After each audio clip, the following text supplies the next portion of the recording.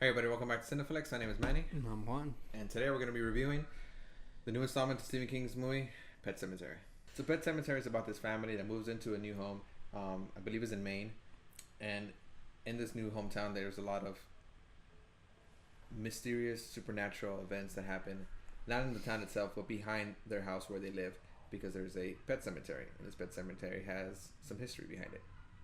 And like any other Stephen King story, there is supernatural events. So what I liked about it was it the whole, how do you say it, the suspense part of it, I suppose, kind of like the build up.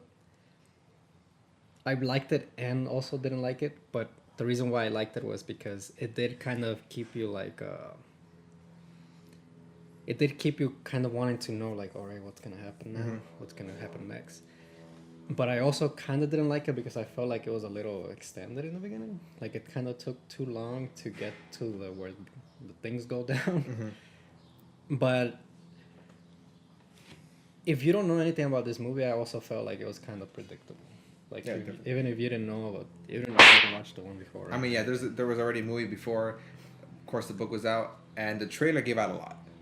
The trailer gave out. You didn't see the trailer? I saw.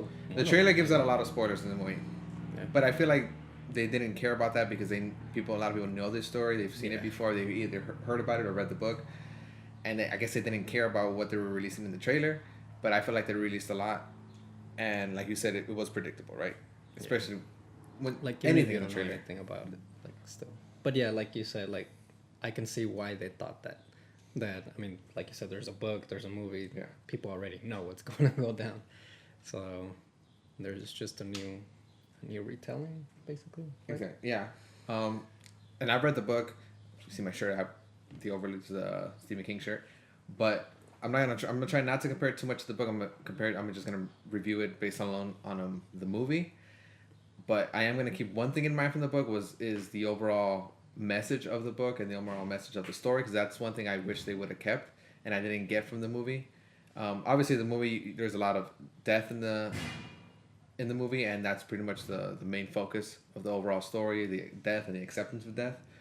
And well, first of all, what I liked was the actors. The performances were fine. I thought the dad was okay, but he was probably the one I liked the least because he just seemed a little bit more. He kind of seemed a little bland. He didn't have any more. Bland. Yeah, he didn't. There was much. He wasn't too much. You don't really see the. You don't really see. It was more like these things are happening to him and he's just reacting to them. There wasn't any depth to him. I like the mom. The mom, she has a lot of backstory, so I thought she did a great job. The daughter was good. Even the son, Gage, did a good job. And of course, Judd, the person who plays Judd, John Lithgow. I'm not too sure his name, but he's the old man who lives across the street. And one of the big things that I wish I saw more in this movie was more of a connection between the father and Judd, the guy who lives across the street. More connection between them.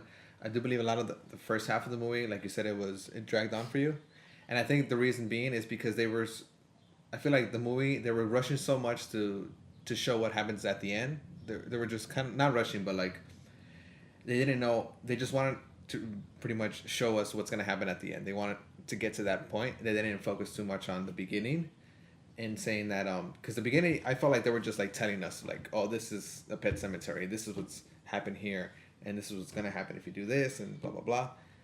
It was more of what's that word? Like setting it up. Not setting it up, but rather they're just telling us instead of like showing us. That's what I'm trying to say. Oh, okay. Yeah. Okay.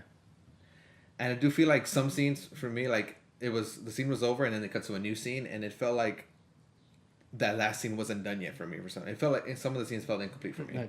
Yeah. Now that you mentioned it, I think there was some parts where that I did feel like that, like, oh, all of a sudden we're already over here. Yeah, exactly. I felt like if they focused more about the relationships within the family and the relationship with Judd, who lives across the street, and then showing more in depth within the characters, I think the horror aspect would have worked a little bit more toward at the end.